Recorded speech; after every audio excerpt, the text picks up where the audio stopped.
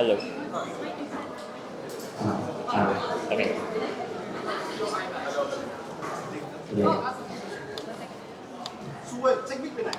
Sorry. Government's mic needs fixing. Opposition, can you check your mic? Would you mind checking your mic? Press and hold it. Yeah. Check. Okay. So Hello. okay. All right, Prime Minister. Sorry, can I get help with the I don't know how to use this.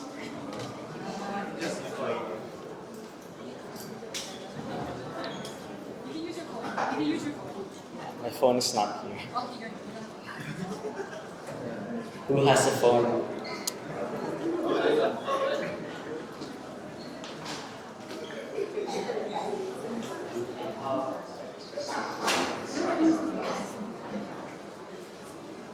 Thank you.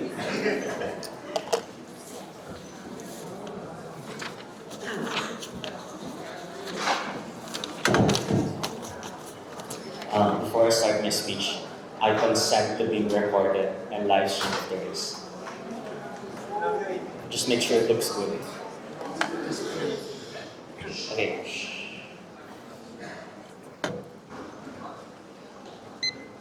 I wanted to hire a coach before nationals because I wanted to win the tournament. I didn't hire because I was scared and I wanted to save up money. And it turns out, just my own wits wasn't enough to fulfill my goal of winning. The first thing that I want to do at the top of my speech is explain the winning conditions of side proposition. The first thing that we will explain, the argument coming from side proposition, is to explain to you as to why it just makes people happier, but secondly, as to why this is far better for future generations. Before that, at the top of my speech, I want to explain the frame. The first thing I will frame is on the narrative. What does it tell you? The first is that it tells you to make use of your life, such as things like save up for art school and actually use that money for the things that you want to do. But secondly, people are at least smart or at least have a rational mindset. So they will still have things like emergency money. They are unlikely to use these money, for example, and take it out, for example, that's so that they cannot fulfill their own necessities. But thirdly, it is just dominant. So it means people will tell you to do what you love to begin with. So this is a preference to your happiness, even at the expense of money, but you don't overspend to begin with. On status quo, which is what opposition needs to defend, you will always have to save and trade off things that you like. Even if you want to do what you love, people around you will discourage you. There's also an internal bias, so you will feel guilt and anxiety when you spend the money for whatever things that you love. And this is likely for two structural reasons. The first is that people are more reluctant to spend because they are afraid of the unknown, so they will continuously spend on theirs in the house. So you will always be reminded that something will happen tomorrow to begin with. But secondly, it's just capitalism. So capitalism removes your ability to spend because you're constantly working. Even if you are able to use your money, you still want to, even if you are not constantly working, you still want to be defensive of your money, given the fact that these are things that you work hard for. The first argument is to talk about why this will make people happier. And this is the philosophy that this is impacted by the philosophy. Why will people spend smartly that they will not drain their own funds? The first is that they're just biological stimuli of wanting to live. So there's an emphasis on self-preservation. You obviously do not want to take out enough funds such that you're unable to eat, such as you're unable to pay your rent. But suddenly, on either side, you need to spend on things like necessities now and for the future death, given that it's biological. So on Gov, at least, on Gov, you choose happiness on an op. You save it for the future. This debate, therefore, is to talk about in situations where you choose between happiness and future, you choose happiness on Gov's empty house. Why is this the case that people are just far happier? The first is that people feel sad now and all because it is reinforced that you're unable to spend and that you couldn't spend and that you should not spend. So you don't go to things like tournaments, for example, but instead you do things like save. On Gov, it is reinforced that it's something that you should choose on RCB house, and therefore we lead to things like happiness, even if it is likely to be short term. But suddenly, it is just far too late for you to spend on Gov's empty house, given that there are externalities that prevent you from doing it, such as the fact that tomorrow there might be typhoons. Tomorrow, for example, you might not catch your flight, so you don't know, at worst, you don't necessarily know when you will die. So things like age prevents you from doing sports later on. On RCB house, it is far better. The attempt is good to begin with, so you feel satisfied on RCB house. You feel as if you're able to live out your dream. The difference on either side of the debate is that at least you had information on how, for example, it would have happened to begin with, rather than no information which leads you to overthink on their city house, it leads you to regret. But thirdly, you don't feel like it's worth it when you use your money. So when you're on your deathbed, you spend stuff, when you're in your deathbed, for example, you spend stuff that you don't like. You don't decide you want to always keep on paying your hospital bills. You want to go out and see the world, for example. You want to go swimming or whatnot. On Gulf City House, it is the perception that it's better now. It is the perception, for example, of things like buying a car that makes you fulfilled. It makes you feel as if it was worth it because you're able to utilize the things that you bought for to begin with. On their city house, when you are on your deathbed, you cannot move, you're unable to execute it. The impact of this argument is quite clear. The first is that you just feel grief because you feel like life is worthless, or at least because on their city house, you peg it to the future that you don't even know yet. So on their city house, you fear even more. You don't go out, you cannot spend with your friends. On our city house, you're more than willing to take things like risk that leads you to things like happiness to begin with. It leads to things such as making sure that you're fulfilled within your life. But secondly, in general, you just feel a lot more fulfilled. Even if you die right now, you feel like you have done everything that you could have accomplished, or at least there was an attempt, for example, rather than no attempt at all on their city house. So when you're on your deathbed, you constantly feel regret. The way here is quite simple. The first is that spending right now is quite important, given that you generally just don't know when you will die. But secondly, it's also just a certainty of using that money. So on their city house, you don't know, for example, if you're gonna use your money or not. On our city house, you're at least able to feel as if the money that you spent, that the money that you tried to earn, for example, to things like endless hours of work are something that was utilized, and therefore it was in general worth it. But thirdly, it's just the feelings of optionality. On our city house, you have more options to become happy. On their side, you just bar yourself from options and also exert other people, for example, that are surrounding you, just tell you that you shouldn't just spend. The second argument is to explain why it is better for future generations for that UI. Okay. The problem on opposite the house is that when the dominant narrative is to not die with zero, they scapegoat it to getting inheritance. So it's things like you rely on past generations for them to fund for example, things like you needing to live. But for two reasons. The first is that when the dominant narrative is not to die with zero, it means that your family members just tell you to go to your mom, just tell you to go to your grandma, just tell you to, for example, things like reconcile with like a distant relative just so that you can get your money. But secondly, it's just the uncertainty because you're unsure, for example, if you get the inheritance, and so it just gets devalued over time. So things like for example, over time, you might not necessarily know if your mom, for example, or your dad are gonna give you the money. The implication here is, by the way, the implication here is that for personal saving, they rely on other people to fund it. To begin with. The comparative is far better in our city house because when you die with zero, it's when it's the die with zero dominant is the dominant narrative. They want to work more, for example, and sustain themselves far more, which compounds and increases to begin with. On our city house, we protect individuals that cannot necessarily always rely on other people because of the fact that you validate their experiences and always want to make sure that because of the fact that you validate the experiences to be doing things like independent. On the other side of the house, actually, we can co-opt the benefit. If your parents are benevolent enough, then just the inheritance compounds. But suddenly, you just like rich people spending a lot is just good for things like the economy. So the taxes that they get when they keep on paying, for example, for things like the yachts, for example, are gonna eventually go back to the state and eventually circulate towards you. If all pushes about future generations, we just simply win in this debate. For all of the reasons, proud to propose.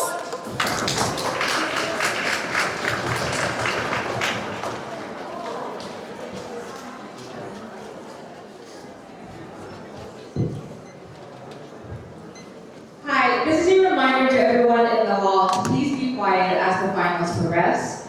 If you would like to converse with your contingent or talk about anything else, talk about it outside of the hall. It's just a few steps outside the door. Do not interrupt or distract the ability of these speakers on the stage to deliver their speeches. This is an extremely important and meaningful chance and time, and we want to honor that for them as well. Thank you very much, Prime Minister, for that speech. We now call upon the Leader of Opposition, Kien. I'm so sorry to ask the same question. How do you reset this? Which buttons? It's just moving on. It's giving me 8 minutes. I don't know how to do it.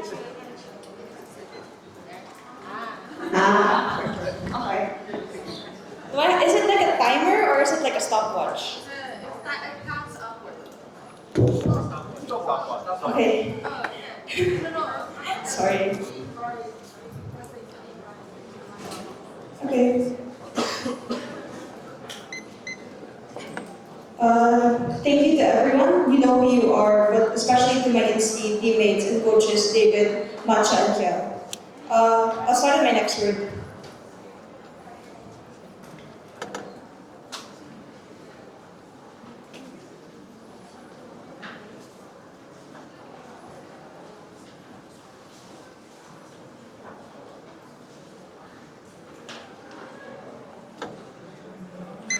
The comparative that they try to offer you is the ability to face death entirely. But on our side, we argue is that when they do this, you try to run away from death and the reality that it faces, and the fact that sometimes death comes knocking at your door before you're ready to say goodbye to the people that you love. And the most important thing that happens on their side is that you cannot be able to say goodbye properly, is that you do not leave a legacy that probably matters to you a lot and probably matters to a lot of the people in this room, which is precisely why a lot of our parents have things like college funds, have things like investments, so that they know that when they die, they're able to ensure a good life for the people that they love. 3 important key points of framing before I begin. Firstly, I want to be clear. Like they say, we won't know when death happens. That's just inherent to human life. But the important thing about the disposition that they try to defend is that what happens on their side is that you continuously spend in order to keep up with the fact that you don't know when you're ever going to die. So you may die tomorrow, next week, or maybe a year after. But to ensure that you're able to spend all of it in the time frame when you do eventually die, you spend as soon as possible.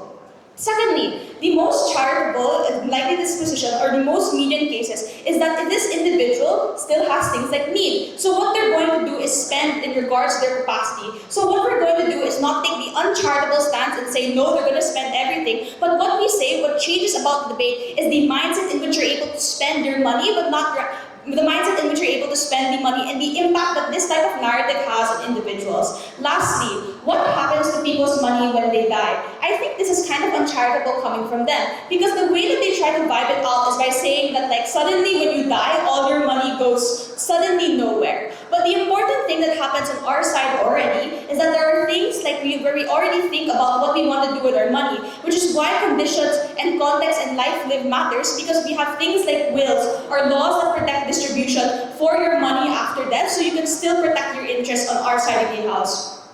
One important argument, the mindset created by dying with zero is toxic and will kill you or will make you feel unhappy compared to what they try to say. What does the mindset that they create look like? It looks like people not necessarily saving a lot, like I explained earlier, but they do this precisely because of the fact that they view money as a way to make you happy, and it's a way to fulfill things that you want to do. It's a way to do things like check things off your bucket list. And therefore, what this means for the individual is that they think that if they do not spend this money, they will not be happy, they will not fulfill what they want. And therefore, what this does is creates a very simple pressure. Number one, it creates pressure to ensure that you're living life to the fullest extent. But secondly, it creates external pressure upon you, so it's not just about living life to the fullest, but it's also about the fact that you ought to derive enjoyment from this type of spending. Yeah. But secondly, it's viewed as what you ought to do with your money. I'll take that. You will still have desires, you will still want to instance buy a car. The difference on top is that you can never access this because other people tell you to never buy one. Yeah, so that's uncharitable. If you want to buy a car and you have the capacity to do so, you're going to buy a car. But what changes comparatively on our side is that people actively save for the most important moments of their lives. I think let's be clear about what this does to their side of the debate when we explain that this pressure exists. Because what it does, it creates an inability to enjoy.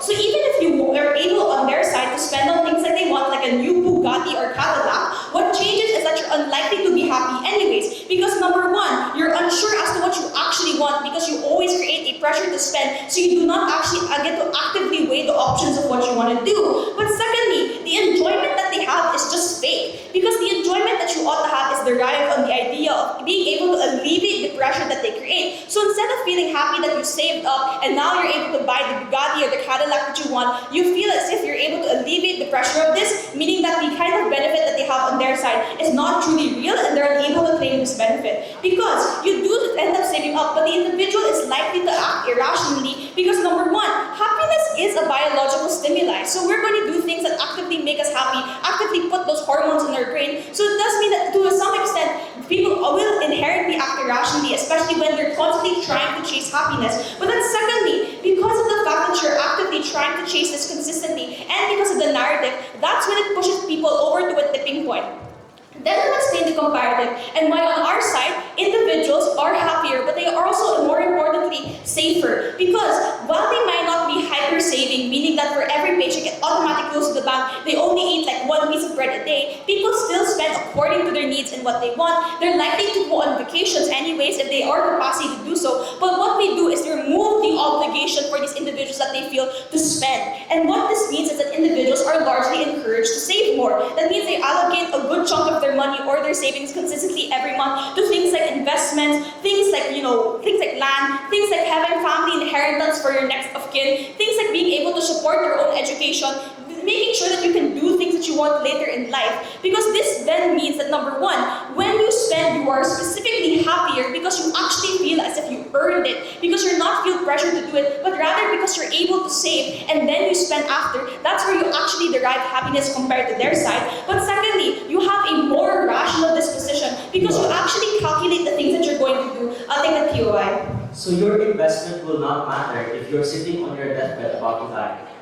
I'll explain that later. So, three things. Number one, when they're able to spend, they are happier. Second, they spend more rationally. But thirdly, there's safety in the things that they need. Because when you get married, you have to spend a lot of money. When you die, you guys know how much a funeral costs? It costs millions of dollars possibly or like hundreds of thousands of dollars. You want to be able, for the most important eventualities in your life, you are able to ensure that you have these things in the first place. But also, for the people that we love, like our families, our friends, our children, when we die, we can ensure that they get important things like the house that you want them to have and raise their children in, that they can do things like send themselves to college, even though you won't be able to see them graduate. This is particularly where, even if in the short term you do not feel happy because maybe you have to pocket some of your income, you do feel happier because you feel safer, you are able to have beautiful moments of life, but also after you die, you ensure that the people that you love are protected. This is where we make the most important trade-off, where even if individuals are less happy on the short term, they are happier in the long term, precisely because they are able to pursue things that make them happier in the long term. Because this is where we explain the idea of benefit. Because even though we still have things like wills, etc., this means that individuals are still able to do this. I think that's why government wins this championship. Opposition wins this championship. Thank you.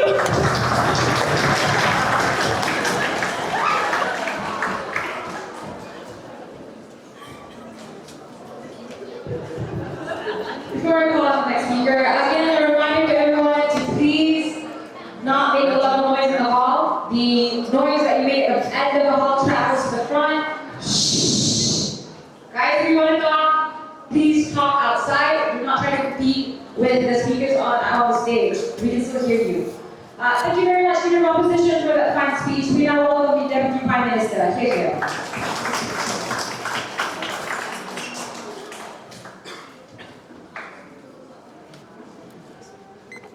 The problem with side opposition is that they tell people to be selfless. They tell people that your personality does not matter, therefore you should not choose to be.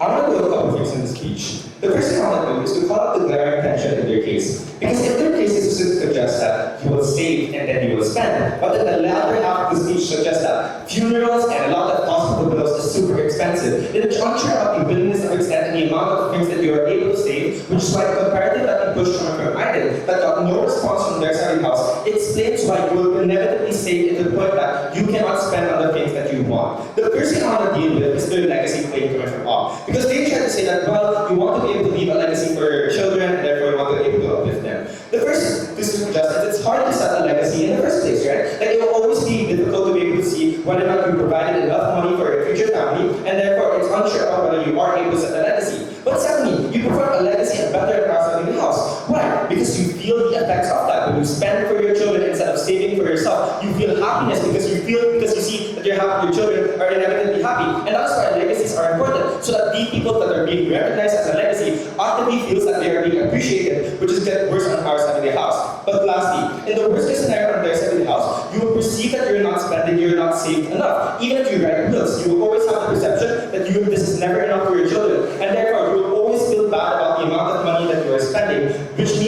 aren't able to be happy on their side of the house. All of this means is two things. The first thing that it means is that it destroys their claim about people being happy because it means that they aren't able to be guaranteed about the future, which is the way we provided coming from Ireland. But secondly, it is split coming from our side of the house because if you debate on the metrics of a legacy, you win it on our side because you feel that effects of that legacy. The second thing that they say is that, well, the comparative is people will save for the most important stuff. But no, the framing here is that there's a countervailing narrative. This is the only way to have the countervailing narrative, to go against one that tells you to be selfless, to be one for one that tells you to just always save for the future. And that is important, because it means right now, you aren't able to spend on the things that you like. This debate is not about rich people and them being able to afford cars, but rather it's in terms of whether or not you can secure yourself in the future, or you want to spend right now. And what we explain coming from God is that this brings the mindsets of people that say that you can never be happy right now, because it tells them that you can choose the option of being selfless and therefore spend. But secondly, it removes the time lag problem coming from opposition, because it means that these individuals can spend money right now on things that they like.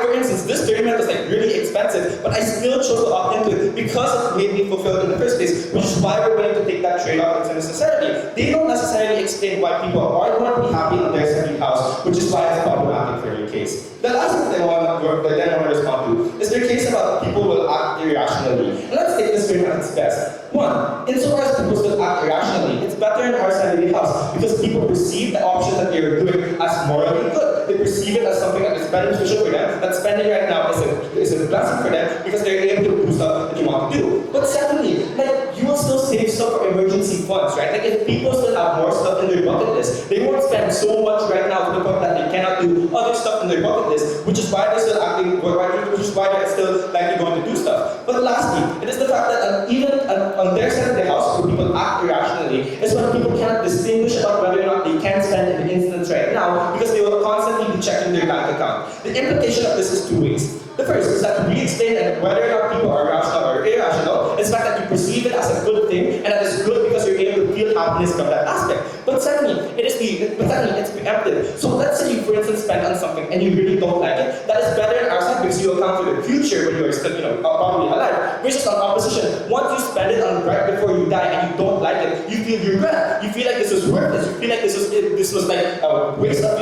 your money because you didn't necessarily like it. All of those make me dead. As the opposition case is dead, it's too late for them to back go and build it. Then, what is the comparative in our in the house and why you feel a lot happier? I want to clash that there's no explanation coming from opposition there's no rebuttals from opposition as to why we won't be unhappy. All of our texts on Rayner are still standing. But there are three ways I want to add on to it. The first is that you're able to get something fast, right? If you love debating so much, you probably go to the debate pyramid. But here's where I want to expand it. This opens up more levels of happiness because it means that you are able to fulfill different other experiences. Me debating in the demo debate and eventually leading to debating on grants was only possible because I was able to spend on going to a debate pyramid in the first place, which is why it opens up new levels of happiness. But secondly, the attempt itself is inherently fulfilling because you were glad to avoid this in the future. If you buy a car and the car is ugly, you're going to be like, yes, thank God I don't spend to this in the future. Versus on up, when you spend it all before your deathbed, you're going to be like, wow, this is a waste, wow, this is worthless. But lastly, and here's where I want to weigh it then. The first is that this is the most approximate benefit to most individuals. This is the only source of happiness that they feel, things like material goods or things like cars.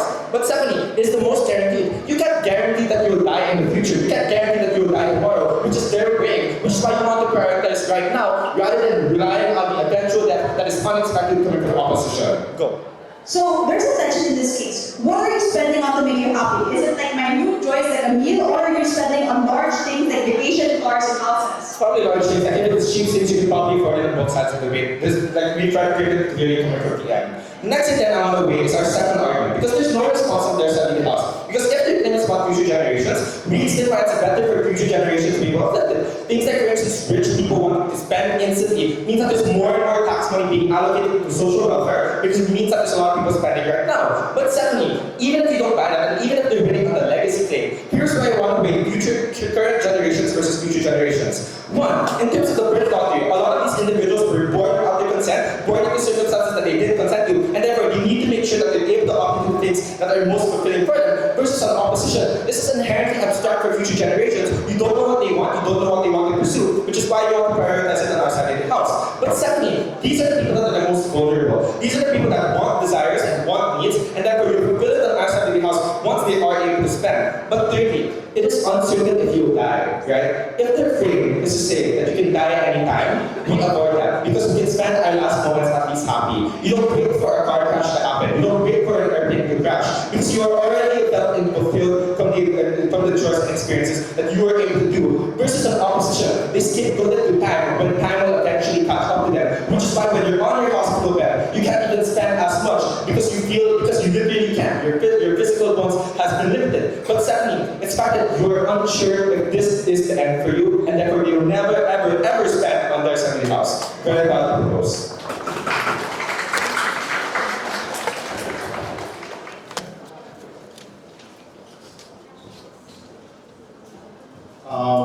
This is getting a bit tiring, but can I please ask the hall to please keep your noise to a minimum level? We can still hear like the noise that are very bad up here. And it's very distracting. Thank you so much.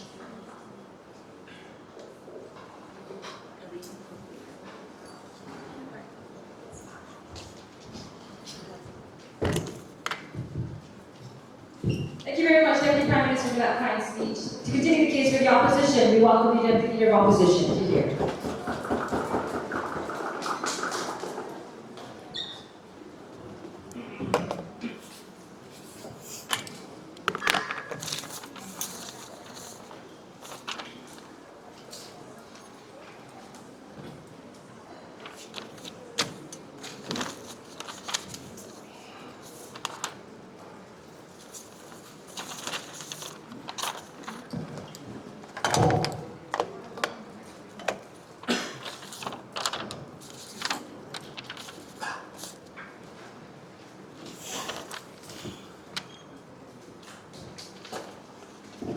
Really quickly, just want to say thank you to Zoe and Regina. I'm up here because of you guys.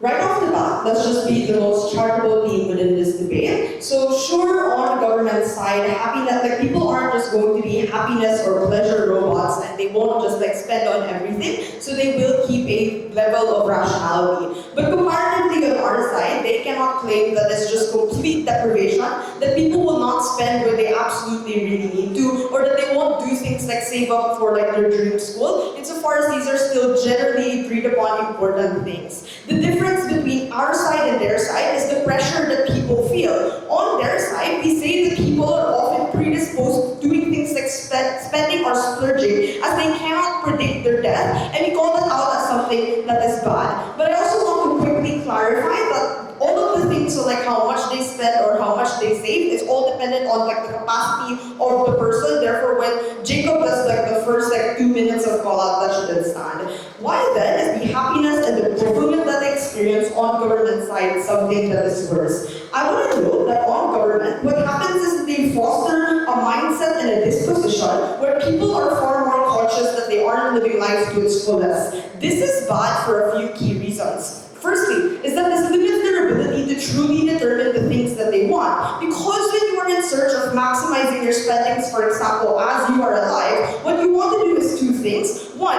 what this means is two things. One, this means that you probably are going to make most spends on yourself, insofar as you know that you don't have much time in this life, and therefore want to maximize the happiness that you feel. But secondly, this also means that there are still other enticing structures of capitalism and cultures of consumerism that will likely back on the fear and your want to be able to maximize your spendings within life. I want to note that this is precisely the reason as to why it is bad on government side, because that's how it trends to irrationality, right? Because this unchecked desire is likely going to be enabled by large structures that do want you to spend your money on a car, on like a Tesla, for example, and want to spend it quickly before you pass it on to other people or before you save it for other more important things. What that means to say is, again, one, that proves that it trends towards irrationality, but it also makes it so that the happiness that they actually feel on their side is far less. Note that when people spend a lot and are incentivized to spend a lot and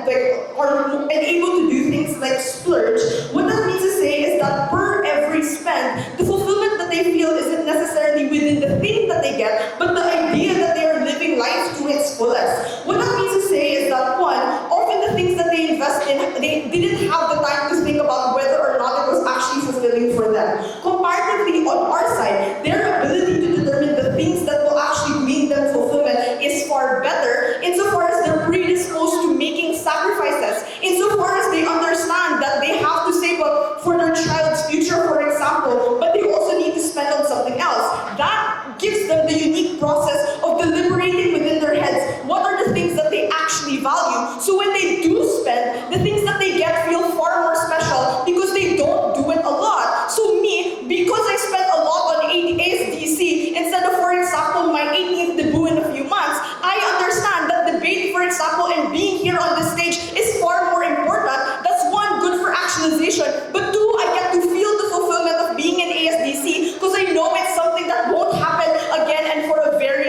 time. Comparatively then, we say it's better on our side because when you're frugal, what you're forced to do is you're forced to think about what things matter to you the most and what you're willing to sacrifice. This exists as a balance to the large structures that I talked about, which enables you to splurge.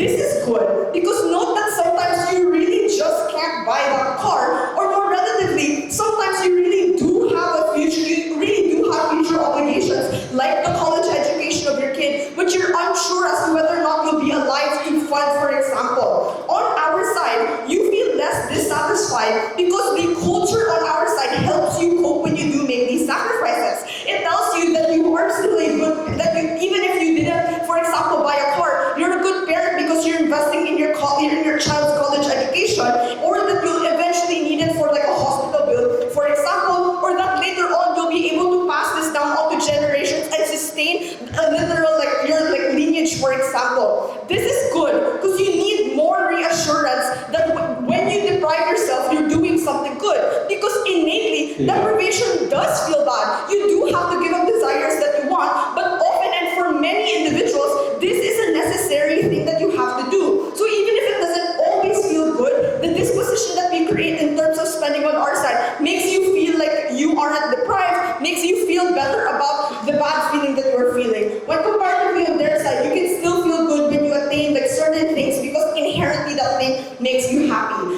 I want to take then the trade-off of even if you delay happiness, we say that that's okay because happiness is not the only important thing in life. Again, it's because not everybody has the capacity to continually maximize these things, but also there are other important things like security, like care for your family, or just the fact that it's not just death that's unprecedented, it's also, for example, medical health bills. Note that all of these things are often prior to happiness, or more important than happiness, because these things are objective. Your child not having security later on in life is an objective reality, but you being unhappy about the fact that you don't have a Tesla is something that you can cope with and change your mind on. Before 6, yes. So if you care for your child, you will still spend on them. But just clarify the thing, is it that you will save up and then you will spend, or will you just continuously save up for your funeral?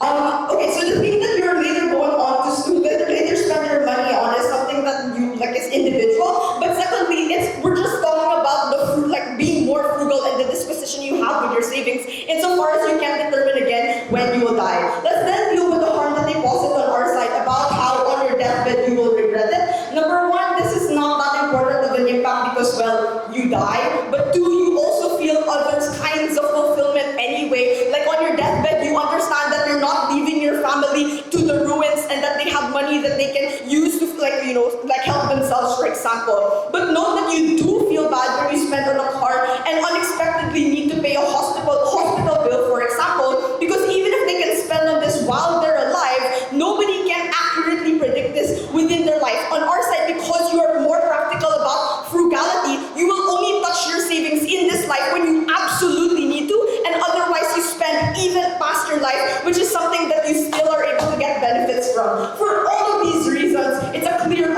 win. Thank you.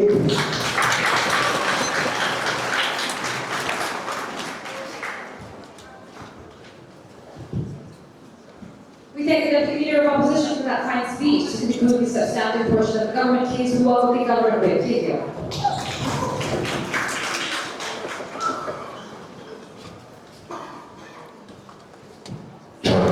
Sorry.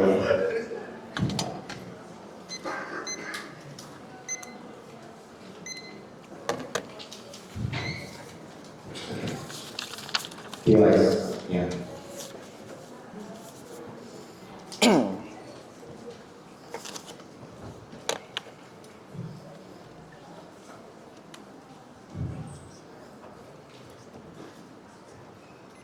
On opposition side, you are a slave to a person that does not exist. You are subservient to the idea of a future generation. Someone who might benefit from the money you have. They might want to be a doctor. They might want to be an artist. The reality is you never know how much money they will need, so you never know how much money you are going to sacrifice. It is disingenuous for opposition to assume they're being charitable, when from second speaker they are still saying, I will spend all of the money you have on our side of the house. When in reality, there's still things that you need to save on, and there's still things that you care about on our side. What I would do in this speech is answer two questions. First, the more core question, where are people happier? And secondly, on this audit issue, simplicity deals with the issue on future generations. First, where are people happier? I want to assess 3 questions in this part of the speech. First, does money buy happiness? And I want to know, the frame from side opposition is to just say that bad structures will tell you to spend, therefore you will spend. When in reality, this is something that exists on either side of the debate. On their side, they will tell you not to spend because it is a dominant approach. In that instance, if we explain that money is the way for you to access fulfillment beyond all of the simplified metrics that they explain, clearly we win the debate.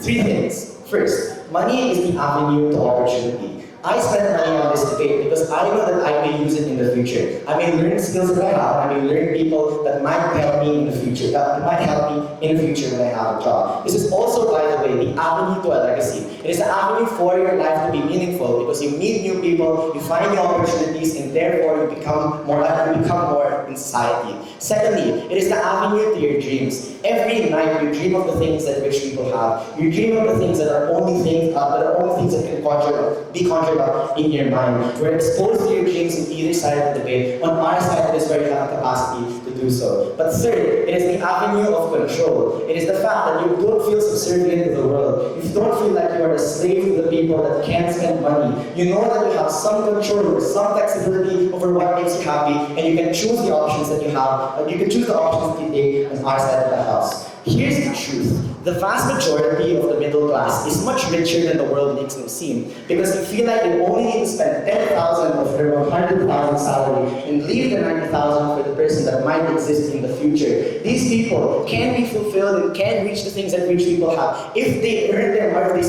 save their money and spend it now, as opposed to the idea of them saving for the future. And this is where they become depressed as a result of it. This is when they feel like they're saving up for someone who doesn't exist. They feel like every single day they could eat better, they could live better lives, but in reality they cannot because they oppress them on their side of the house. What does this do? This already wastes the debate. If on their side they explain that you spend more money, you spend money irrationally, the reality is that's okay because that's where you're more happy. That's where you do not feel regret. That is when you buy all the things that you feel like you want. That's you feel like you want. So in the best case of side opposition, maybe you are irrational, but you are truly happy. Secondly, what is the context of your saving? The case of side opposition here says you don't think about your spending and you spend it irrationally. I'll give a direct response here. First, this is a preposterous analysis of a dominant approach. Just because there is one structure, few structures telling you that this is how you should spend your money, it's not like you're going to spend your money fully that way. We would point out that most narratives, as known in debate, interacts with other narratives. It's the fact that you yourself, for example, if you have a narrative about love, you still will always heed to your biological instincts. You will want to date someone you like, even if someone tells you you should date someone that is rich, which is the last portion. The point here is that in most instances, you will interact with this narrative and not be coerced by it. And they have to explain why on their side, structures have the full incentive to tell you to spend at all times. But secondly, look at their logic. If you want a car, then you will save for a car. It's not like you're going to spend your money on candy every single day since you don't have the ability to do so. The way they defend this is to say, you feel like you will die tomorrow, therefore you have to spend that money now. I will point out that they themselves said that you run from death. You run from the idea that you're going to die. Therefore, for most people, they feel like they will live long. Therefore, they save money for the car. They save money for things they want to buy in the future. What that explains is, here are all the things they explain later. All the things they explain about being rational and about thinking about what you spend lands on our side, and I'll flip it here directly. It's 2 things. First, when more options are open to you, you think about what you prioritize. When you know you want a car and you know you can buy a car, and when you know you want a house and you know you can buy a house because of the dominant approach. That's when you think about what you prioritize. I want this, I want this. The alternative on their side, so you feel guilty about pursuing more than one. You're pursuing anything at all. I can't spend on a car because my kid might need that. Right? Sure. Yeah, so this case is just about maximizing happiness and utilities. As they explained, there is a wide array of things that give you fulfillment. Why is happiness always the top priority for every individual in the world? Do you want to be happy? You want to be happy? Okay. Secondly, you consider the motivation of someone who doesn't exist yet. And this is going to be the way of the debate. You don't know much about this person, therefore you don't know what they want. You don't know if you're going to invest now in the house because they might need the house. You don't know if you'll invest in the motor now because they might be a motorcycle driver. You know what you want, therefore you think about it to a deeper extent. You know that you want this now, and you know that you want the house now, therefore you'll save up for it. So clearly on our side, it's far more likely to think about your options compared to theirs where you don't think about it at all. But sir, what avenue of happiness do you truly have on their side of the house? The only thing they say is legacy, which by the way, their defense of it is absolutely fickle. Future generations are still accounted for. What happened on their side? Everyone becomes an orphan? Clearly, when you are a mother, you still can spend money on your child, and it still makes you happy as a result of it. But I already want to weigh this. There are two reasons why, even if you spend irrationally, you still care more about your own fulfillment versus the fulfillment of the future generation. First, as I already explained, it is uncertain. You don't know who this person is. You don't even know if they will exist in the future. Maybe your inheritance as a grandparent just doesn't get passed down because your child doesn't have another child. But secondly, it's fulfillment. When you eat, you know you are fulfilled because you feel happy. When you buy something, you know you are fulfilled because you can access that thing. On their side, you're spending money and you're saving money for someone and you don't know if they will be fulfilled. You might think they are fulfilled, but in reality, every single night you cry because you know that you are doing it for nothing. So that explains why people are significantly happier on our side. Very quickly, where does the word improvement? I just want to flag on respond material. We explain that because people spend significantly more, that money circulates. And the alternative is where rich people will keep the money on their side because they have the capacity to do so. That is when they account for future generations, because that's when they have more money, that's when they have lower goods, and therefore you can care for them significantly more if you are a mother. That is completely unresponded to, is far too late for third opposition. For all of these reasons and more, clearly happiness is the solution, and you don't get locked by someone who still doesn't exist.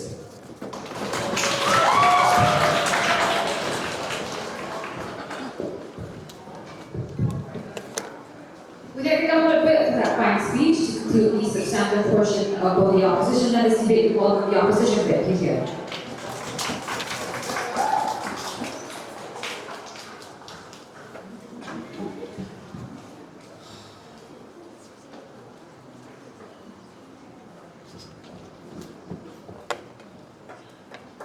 Hello. Yes, I consent to being recorded.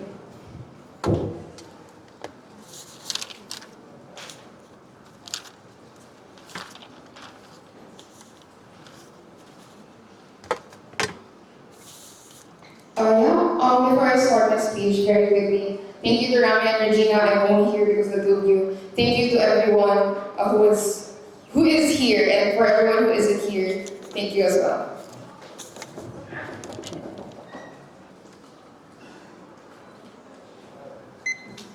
The answer to the question that the previous speaker posed is that yes, I want to be happy. The problem on government is that they don't understand that happiness is not the only factor on which we determine the success of our lives, on which we determine the development of ourselves, and the development of things that we consider very important within any life to be holistic, right? The two very simple examples are just school and moral development. I think it's very sad for me to have to make mistakes in order to be able to learn, in order to be able to develop the good person that I want to be. But second, it's also that I don't just do debate and I don't just do school because it makes me momentarily happy. No, I understand that these things are not always going to make me happy. I understand that failure can be very painful, but still, I pursue these things because we do not just make decisions because of whether it makes us happy, but rather because we are people who have high levels of understanding. We do these things because we understand that they can give us a higher level of fulfillment within society. We do these things because we understand that they will give us capacity in order to be able to do better things later on, right? No, the choices are not just made because whether they make us momentarily happy.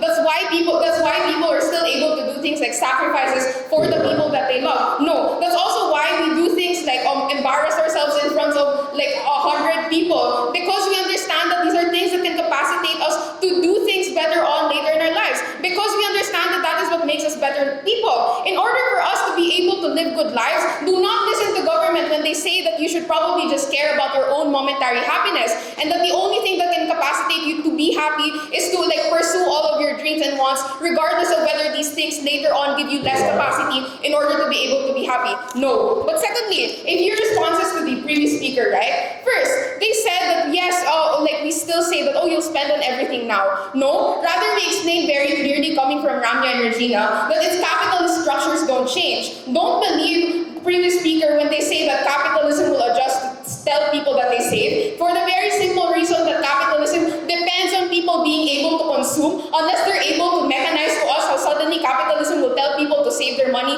as opposed to like spending it on shopping or whatever, then obviously intuitively that's not true. But rather, what changes on either side of this debate is whether people are able to understand that they need to be able to amass capacity because that's how they keep themselves safe, because that's how they're able to capacitate themselves within a capitalistic society, and that's how they're able to pursue things like good health and safety and good things for their loved ones, right? On government, people are never able to do this because the priority is to pursue and consume now. Even if people still understand that, oh, I probably need to save later on, they never, like the dominant narrative is something that already agrees with capitalism. That's why people have a lot less capacity to understand that even if this thing makes you momentarily happy now, later on it will give you less capacity to be fulfilled. It will give you less capacity to be able to do things like make sure that you are in good health. Because no, it's never as extreme as just like, oh, being able to pay hospital bills. Rather, it's when people say that, oh, you probably should just focus on what makes you happy right now. That means that they don't spend on important things like doctor's appointments or being able to buy like important allergy medication to make sure that they don't feel uncomfortable within their lives. I'll take that BOI.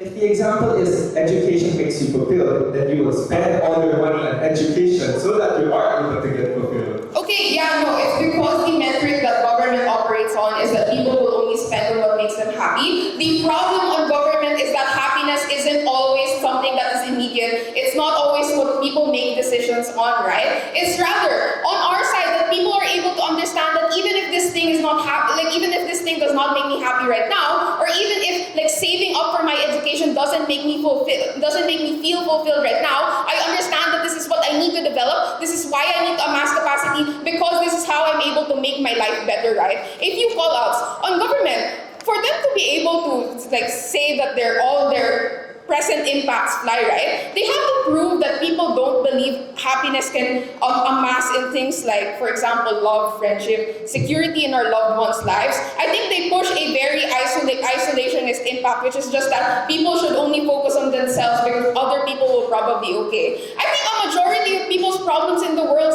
is a capacity to continue living and to be able to provide for the people that they love. Because we have a great capacity to be loved and to love, we like feeling alive, we like feeling loved. That's why we want to be able to do things like capacitate ourselves to care about, to take care of our kids, to take care of our friends. For me to be able to take care of my teammates instead of spending my money on one McDo meal for us and then the next day we don't have money to spend on a Grab to get to school. But no, on government, it's much harder to capacitate yourself to do these things because you're actively told to do now because you don't know when you're going to kick the bucket. No, that even if you care on government side about other people, you do things like buy your kids McDo now, even if you know that you have to be able to save to spend on their education. You do things like do momentary things in order to elicit pleasure from them, to elicit happiness from them, instead of understanding that you have to be able to make sacrifices in order for them to have a good life later on. But moving on to the two issues that I think we already went into this debate very clearly, right? The first is just on mindsets. So the very basic thing that government tells you is that, well, mindset is your mindset is going to be dictated by the fact that you want to reach zero sum. I think coming from previous speakers, we already very clearly tell you that one, this is not good because even if it creates urgency is not a good thing, and the motivation to spend now is not a good thing. This is terrible for two very simple reasons. The first is because nothing feels actually fulfilling because you're always focused on the pursuit of getting to zero sum. But secondly, it's because you're out of luck if other unprecedented things happen. Note that even if death is certain, there are also other things in your life, other decisions that you have to make that you can only be capacitated to make good decisions in if you do things like amass capacity through being able to amass personal savings. But secondly, on where people feel more fulfilled at the end of their lives and how they're able to prepare themselves to leave, right? On government tells you that people probably feel more fulfilled when they can pursue all of the things they want to do before death. I think very clearly, because of the pressure to spend all, people aren't able to do things like pursue personal success or do things that actually make sure that they're happy, but rather rather, people choose, like make decisions on the basis of whether, oh, will this make me happy now? Even if it makes them suffer greatly later on because they no longer have capacity to do things like take care of themselves or be able to like support their retirement, right? On government, people buy into the certainty of death and are actively disincentivized to consider the other important decisions that they have to make in order to be happy. Proud to propose.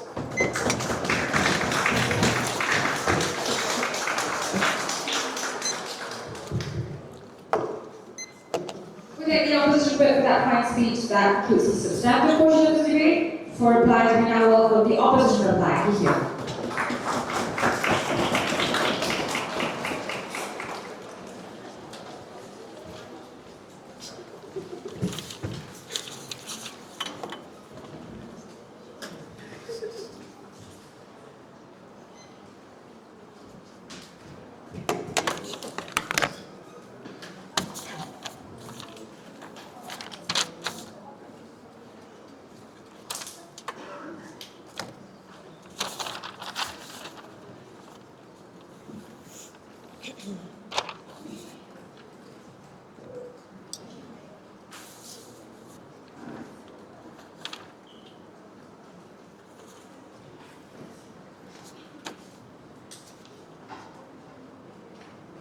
The first thing that I want to clarify in this debate is that it's not that on our side you'll never ever spend in your life. It's just that the disposition that we create in terms of approaching spendings means that it's more frugal, means that you are essentially preparing yourself to still have money after your death, but you'll only tap into it at the most crucial moment where, for example, you need to like have a college education or you have like a major hospital bill to pay. What that means to say is that on their side, they can't just say that the only thing that you'll ever spend on is your funeral. No, we are talking about the disposition. Let's not lock ourselves into like when you spend on it, but you don't.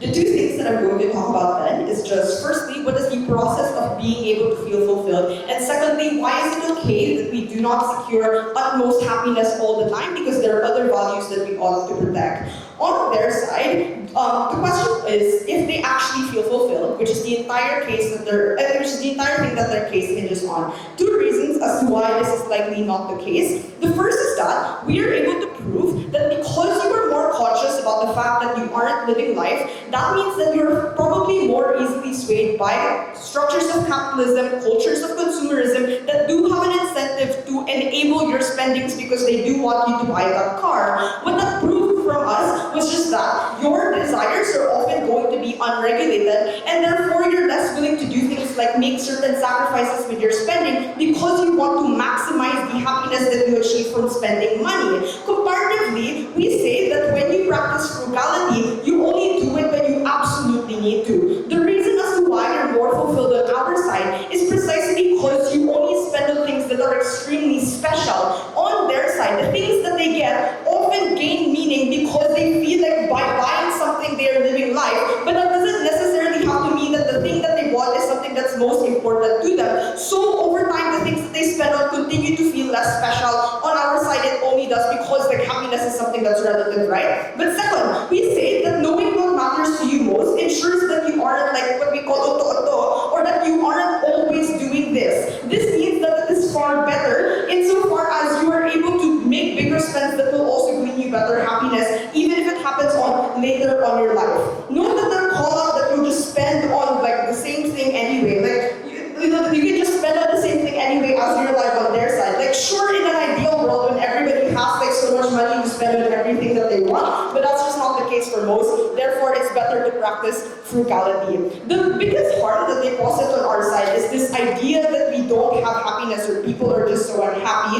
I want to note that the POI coming from Regina was important because that's literally the main weighing metric of this round. It wasn't a proper use of a snarky reply. I want to know that it is okay to deprioritize happiness on our side because we say that number one, it is easier for you to cope when you do make sacrifices because you know that you're doing things like assuring security for your children even after you've passed. Note that it is really easy to redefine happiness or to find happiness in things like not spending a lot, for example, or in living your mundane life. But comparatively, it is harder for you to gaslight yourself into like go like willing a medical bill away or in thinking that you aren't able to like save up for your child's future education.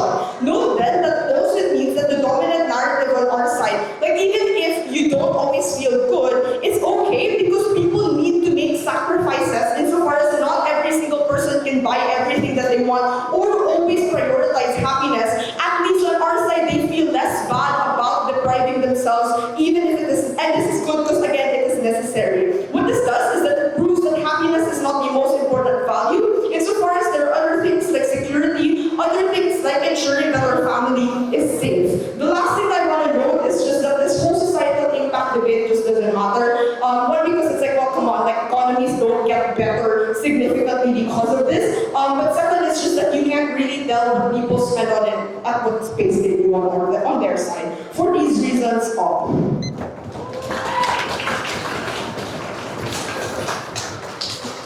We take the opposition reply, and now to end this debate and grand finals, we welcome the proposition reply. At the tournament, we welcome the government reply. Give here.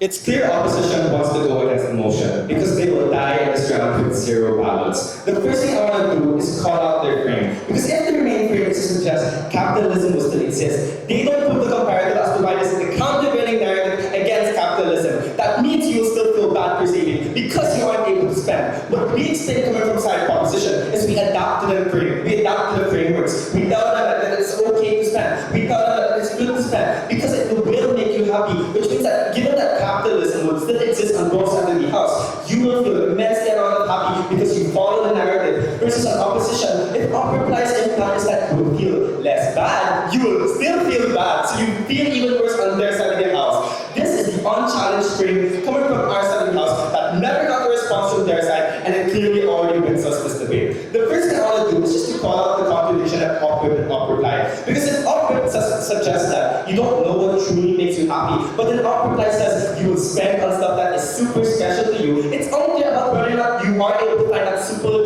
special something. They have to stick to a coherent case. But secondly, what we explain coming from down the bench is that at least you can guarantee what you want right now. You might not know what you want in the future. You might know that, for instance, your preferences change, but at least you're able to adapt and agree to your preferences right now, which is a lot better than opposition that will constantly try to shift and will not be able to really actually reach their own benefits. The second thing that I want to deal with is just to call out their development thing. Because the way of happiness, they just say, maybe you want to develop and maybe you can be fulfilled. But guys, being happy is what makes you fulfilled. You being able to spend on your child's tuition because you're able to be fulfilled. The difference in this debate, and they needed to nuance it to the motion, is spending it before you die. So you spend a lot of money towards your child's education. You spend a lot of money into the trust funds precisely for the reason that you do not want to save it for your own personal self, which is far even greater than the outside of the house. So if they want to push for the obligation for others, and even if we're engaging in that, we're clearly winning on that because it's not the motion that tells you to be inherently selfish, but it tells you to use all of your wealth before you die. The second thing that I want to weigh in is that even if the short term versus the long term, right? So even if you are happy right now, that is good because it minimizes the amount of pain that you could possibly have in the future. Why? Because you're at least able to be cope and be delusional. Maybe I lost this finance, but at least I was able to debate. Maybe at least I was able to do this, which is why it's far greater in my side of the house because you're able to mitigate it. Versus an opposition, what you needn't have to get a response is I think that you will always feel regret that you weren't able to spend before you die, and therefore once you spend too fast at the point in which you're about to die, you feel like you aren't able to cover enough ground, which is why you feel even worse on their side of the house. What all of this means is three things. The first is that in simple debate terms, they can't push material that actively goes against them. They should clearly lose coming from this. But secondly, they don't explain the comparative as to why you're, for instance, likely going to be happy or why you're going to be better off providing a legacy. They needed to explain why this is sustainable enough. Clearly coming from side proposition that never got your response is that you will never feel like the legacy is enough and therefore you're unable to spend. But thirdly, if they try to say that you will, even if you buy the frame of you will save and then you spend, obviously in order to obviously aside from our side, right? Because you're not dead before that, which is why you're using up your wealth, right? Like if you really want to buy a car, you will save and then you spend. Versus an opposition, you will continuously save because it tells in the info slide that you will save past your death, so they couldn't run away from this burden. All of this means is three things, and this is where I want to weigh. First, if you're uncertain about death or future, or for instance, whatever preference you want, at least you can guarantee it's a short term right now, which is most proximate to most individuals. But secondly, if capitalism will still exist in our side of the debate, at least you're able to adapt to our side of the house, which is a far greater benefit on our side, because it's not just that you are happy, but you feel like you like living life, you feel like that you want to spend, you feel like that you care for your children, precisely for the reasons that we gave you. But thirdly, even if you buy your case about providing a legacy, at least you're able to fulfill and feel that legacy in the first place, which gives you even more happiness in our side of the house. For all those reasons, then at least the Philippines team is winning this debate. Very proud to do this.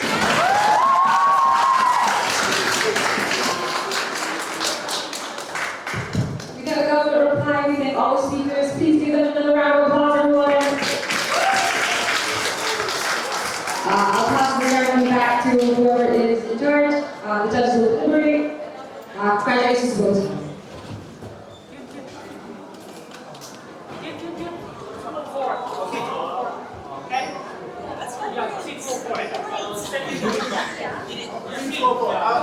And after that, sending the result of